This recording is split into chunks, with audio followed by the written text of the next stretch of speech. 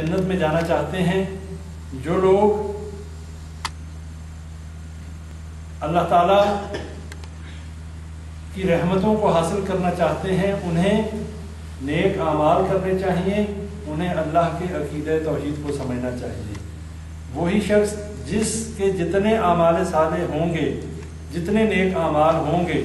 اتنی ہی اس کے اوپر سفارش جلدی اثر کرے گی۔ مثال کے طور پہ ایک شخص بہت نیک ہے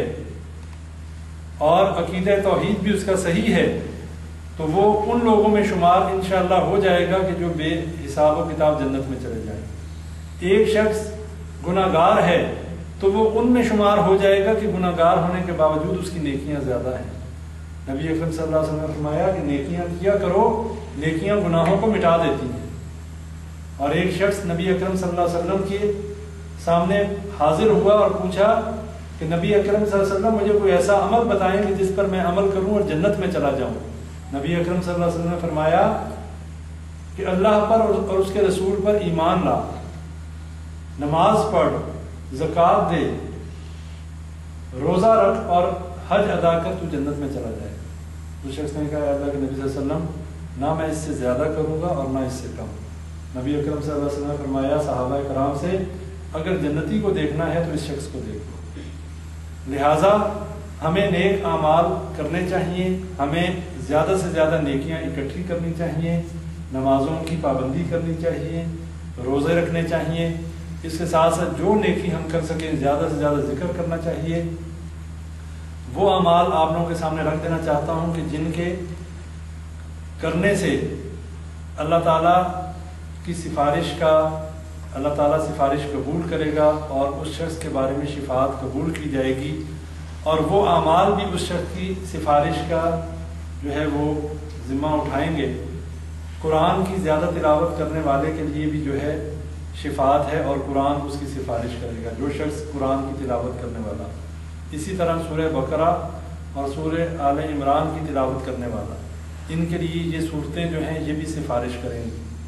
پھر اس کے ساتھ ساتھ سورہ ملک جو ہے وہ پڑھنے والا، اس کے بارے میں حدیث آتی ہے کہ سورہ ملک پڑھنے والے کے لیے سورہ ملک جو ہے وہ ڈھال بنے گی اور اللہ سے اس شخص کے بارے میں سفارش کرے گی۔ نبی اکرم صلی اللہ علیہ وسلم پر صبح و شام درود بھیجنے والا، لیکن درود وہ جو مسنون ہے، میڈ ان انڈیا پاکستان درود نہیں، وہ درود جسے درود ابراہیمی کہتے ہیں، جو مسنون درود ہے وہ درود پڑھنا ہے، وہ درود نہیں پڑھنا کہ جو ہم لوگوں نے بنا لیا۔ وہ درود پڑھنے سے صبح و شام 10 مرتبہ اور اس سے زیادہ بھی اگر کوئی پڑھے تو اچھی بات ہے۔ درود کثرت سے پڑھنے والے کے حق میں بھی جو ہے نبی اکرم صلی اللہ علیہ وسلم سفارش کریں گے۔ اس کے بعد دن میں 3 مرتبہ جنت کا سوال کرنے والے کو اور 3 مرتبہ جہنم سے پناہ مانگنے والے کے بارے میں بھی جہنم جو ہے وہ سفارش کرتی ہے، جو 3 مرتبہ جہنم سے پناہ مانگے اور جو 3 دفعہ اللہ سے کہے اللہم انی اسألک الجنہ،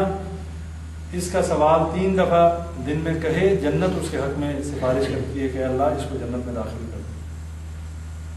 اور جو 3 دفعہ جہنم سے پناہ مانگے، جہنم جو ہے وہ اللہ سے سفارش کرتی ہے کہ اللہ اس کو جہنم سے بچا لے۔ پھر اس کے بعد استغفار کرنے والے کے لیے جو ہے، جو کثرت سے توبہ اور استغفار کرنے والا ہو، اللہ تعالیٰ اس کے لیے بھی جو ہے شفاعت جو ہے سفارش کو قبول کرتے ہیں۔ شہید جو ہے، نیک لوگ جو ہیں، ان کی سفارش قبول کی جاتی ہے۔ یہ تمام وہ اعمال ہیں کہ جن میں انسان کی سفارش قبول کی جائے گی اگر اس نے اپنے عقیدے کو صحیح رکھا، عقیدہ توحید کو سمجھا، نیک اعمال کیے۔ اللہ تعالیٰ سے دعا کریں کہ اللہ تعالیٰ ہمیں صحیح عقیدہ توحید نصیب فرمائے۔ اس لیے کہ آج جو سب سے زیادہ کمی ہے وہ اسی عقیدہ توحید کی ہے، اور اس کے بعد بد عملی کی انتہا ہے۔ ہم لوگ نیک اعمال نہیں کرتے، ہم لوگ نمازوں پر پابندی نہیں کرتے، ہم لوگ جو فرائض،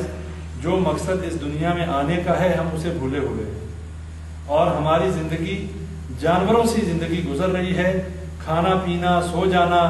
اور بس یہی ہماری زندگی کا معمول ہے۔ ہم میں سے بہت کم لوگ ہیں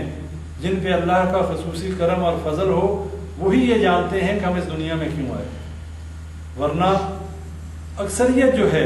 وہ دنیا میں آنے کا مقصد صرف عیش و آرام، دولت کمانا، بچے پیدا کرنا، ان کے مستقبل کی فکر کرنا،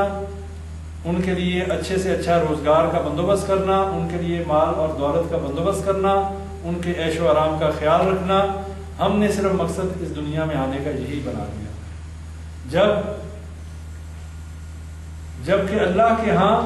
یہ صرف اور صرف ایک ضرورت تھی۔ دنیا کی متاع اور دنیا کے مال کو حاصل کرنا یہ صرف ادھر رہنے کے لیے ایک ضرورت تھی۔ ہم نے ضرورت کو مقصد اور مقصد کو جو ہے فراموش کر دیا۔ جو ہمارا مقصد تھا وہ تو فراموش ہو گیا، اور جو ضرورت تھی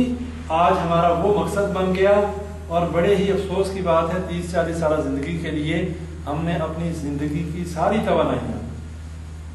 توانائیاں لگا دی، ساری ایفرٹس لگا دی، دنیا کی تعلیم حاصل کی،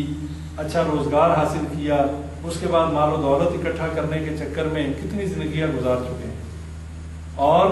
کس وقت موت آ جائے، کون کس وقت مر جائے کوئی پتہ نہیں۔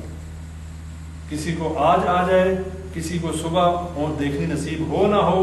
کسی کو کل موت آ جائے، حساب و کتاب شروع۔ جس شخص کو جب موت آ گئی اس کا حساب و کتاب شروع، اس کی قیامت شروع۔ یہ نہیں کہ حشر کے دن تو جو حساب ہونا وہ تو ہونا ہے، لیکن اس شخص کا حساب فرشتے اسی وقت یا تو جنت کے فرشتے آئیں گے یا جہنم کے فرشتے آئیں گے، یا آ کر اس کو مبارکباد دیں گے یا آ کر اس پہ لان تان کریں گے اور اس کی پٹائی شروع کر دیں گے آتے ہی، اور کہیں گے اے بدبخت آج تجھ سے تیرا اللہ بڑا ناراض ہے، اے خبیث روح باہر نکل۔ اب یہ ہماری مرضی ہے کہ ہم اللہ کے فرما برداروں میں شامل ہونا چاہتے ہیں یا ہم اللہ کے نافرمانوں میں شامل ہونا چاہتے ہیں۔ ہمارا ایک ایک منٹ، ہمارا ایک ایک وقت جو ہے وہ درج کیا جا رہا ہے، وہ نوٹ کیا جا رہا ہے۔ ہماری زندگی کے اور ہمارے دن کے 24 گھنٹے کس طریقے سے گزر رہے ہیں۔ قیامت کے دن جب ہمارے سامنے ہمارا نامہ اعمال ہوگا اور اس میں بڑی سے بڑی اور چھوٹی سے چھوٹی بات اس میں لکھی ہوگی، اس وقت ہم یہ سوچیں گے کہ یہ کیسی کتاب ہے۔ اللہ قرآن میں کہتا ہے کہ سورہ کہف میں وہ کہیں گے یہ کیا کیسا حساب کتاب ہے کہ اس میں تو کوئی چھوٹی سی چھوٹی بات بھی نہیں چھوڑی گئی۔ اگر کوئی چھوٹی سے چھوٹی نیکی کی ہوگی وہ اس کو دیکھ لے گا، اور کسی نے چھوٹے سے چھوٹا گناہ کیا ہوگا وہ اس کو دیکھ لے گا۔ یہ دنیا کا حساب نہیں ہے۔ یہاں بڑے انسانوں نے ترقی کر لی، بڑے سیکیورٹی کیمرے، بڑی چیزیں، ہم ہر چیز کو کیپچر کر لیتے ہیں، دیکھ لیتے ہیں، پھر بھی کچھ نہ کوئی مسئلہ ہو جائے، کوئی بجلی چلی جائے، کچھ اور پرابلم ہو جائے، کچھ چیزیں